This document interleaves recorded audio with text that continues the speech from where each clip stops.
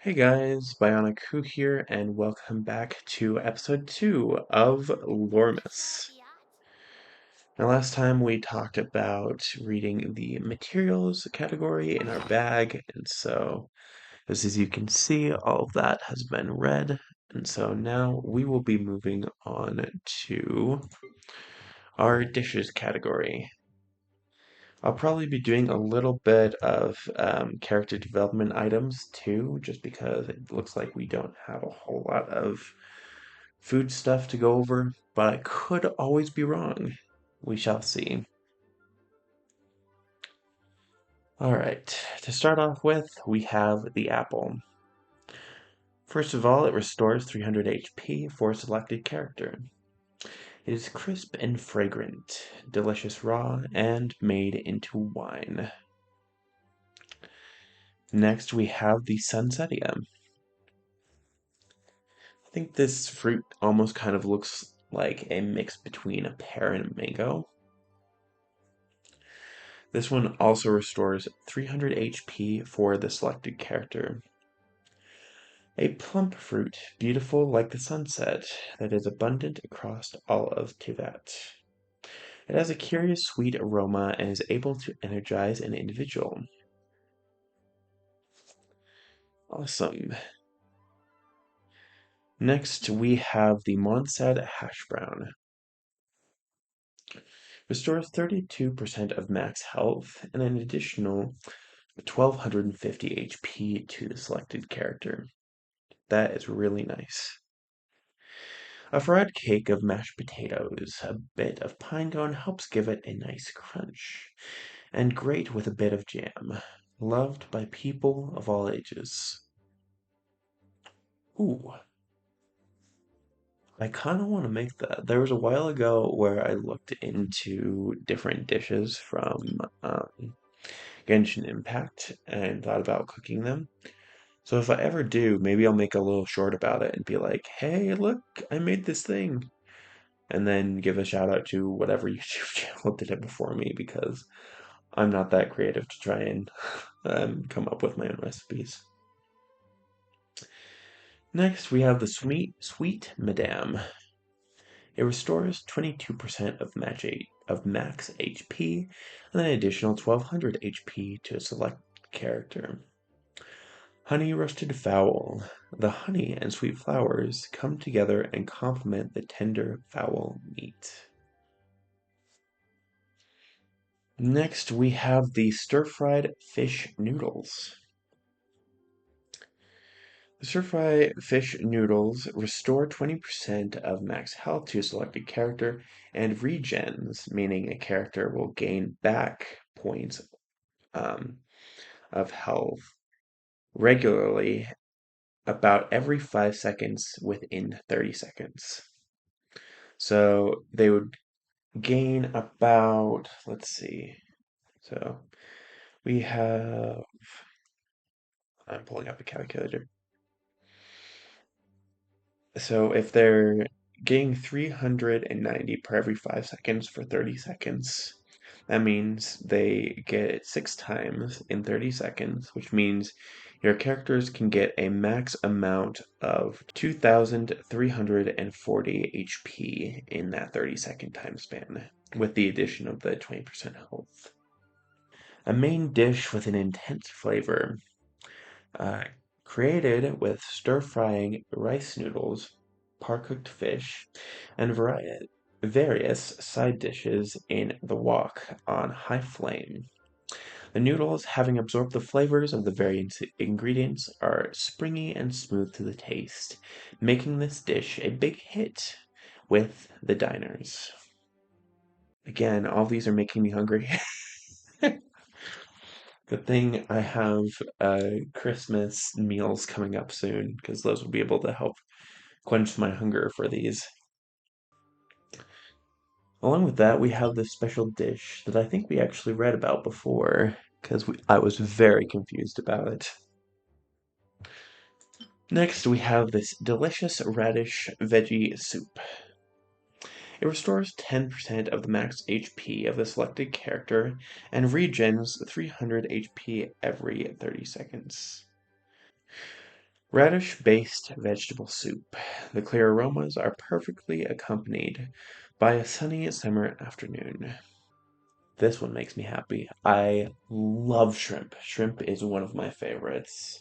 And especially when I was younger, there's this restaurant that I used to go to with one of my grandparents where I'd always order breaded shrimp. Oh, it's so good. Next, we have the delicious golden shrimp balls, a deep-fried shrimp dish. From the rich, indulgent scent of crispy golden potato strips to the satisfying crunch as you take your first bite, to the grand finale of the delicious sweet shrimp, this dish is pure pleasure. Oh, I didn't realize that was potatoes around them. That makes it even better. I want to try that. I'm gonna say that to every dish, just to let you know.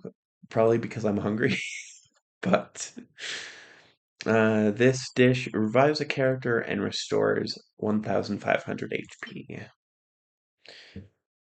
Next, we have the delicious crab roux tofu. Revives a character and restores 550 HP.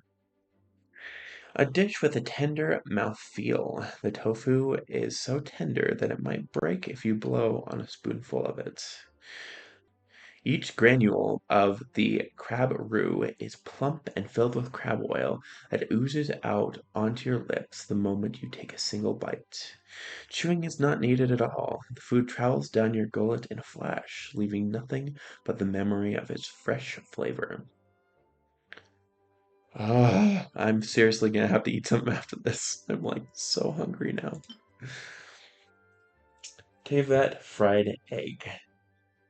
Revives a character and restores 100 HP. An egg fried on one side, the yolk flows out nicely when broken. So satisfying. Maybe this is my question for y'all. What is your favorite way to cook an egg? Because I've learned that I love eggs many different ways, but I love both hard-boiled eggs as well as eggs that are sunny side up, kind of like this one. But I like the hard-boiled eggs because you can use them for many different dishes. For example, deviled eggs. But I like this sort of dish because if you have toast alongside it, then you can actually dip your like buttered toast in the egg yolk, and it gives it kind of a really good extra flavor. I would highly recommend it. Next, we have tagged and bagged. Ooh, that looks yummy. Restores 80 stamina. Chlorine's specialty. I'll show an image of chlorine on the screen here. It consists of freshly caught fowl that has been, but only slightly roasted. Your initial apprehension quickly vanishes after experiencing its tender texture and refreshing aftertaste for yourself. Anyway, Chlorinde already took a bite for herself. Surely your digestive system is as robust as a seasoned hunter's is, right? Ooh, that looks so good. I think there's a bit of orange on there too. Next, we have cream stew.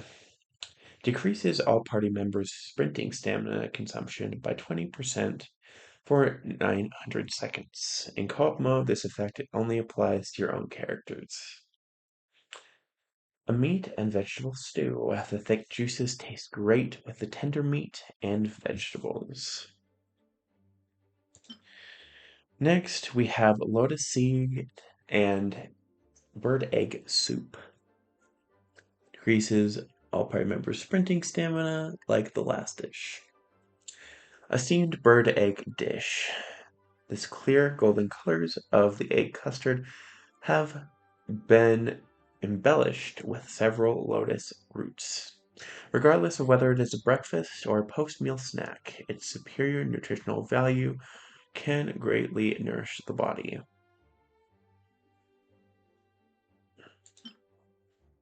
Next, we have the Junyu chili chicken. It's the spice that we went over in our last episode. It kind of looks like a pepper. It increases a party's crit rate by 9% for 30 seconds. Again, the same thing applies in co-op mode, where it's only applied to your own characters. A chicken in dressing served cold. The way the dish has been prepared captures the succulence of the chicken perfectly. Beneath the glowing golden skin, the meat has a mild, hot flavor. Mmm, yummy. I'll go over the different signs, by the way, on these in just a minute. Delicious stir-fried shrimp. Yay, another shrimp dish. Increases all party members' shield strength by 30% for 300 seconds. This would be good, for example, if we're using Noel very often. A mild dish, the plump shrimp are packed full of flavor, just waiting to burst out on the first bite, creating wave after wave of indulgent deliciousness, like drops of water falling one by one from a still lake, or onto a still lake, ending just as the sweet aftertaste finally begins to emerge. Next, we have Fisherman's Toast. This increases all party members' defense by 107 for 300 seconds. Onion-covered toast, a favorite among fishermen. They will stuff a bag with them and sit by the river all day. Looks like it's bread with like tomato sauce and then like red and yellow onions on top. Jewelry soup.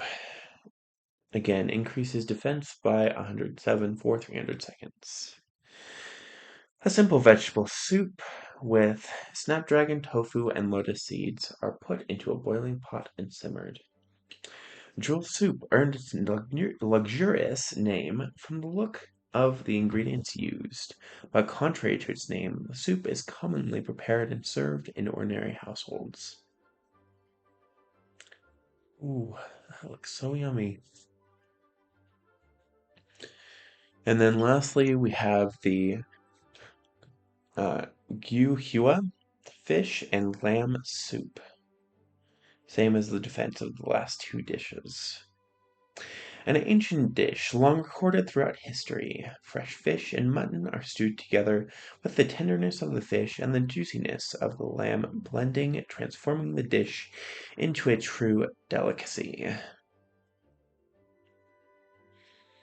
Well, I don't know about y'all, but um, let me know if y'all find any websites with any Genshin Impact dishes, as I would love to try these at some point.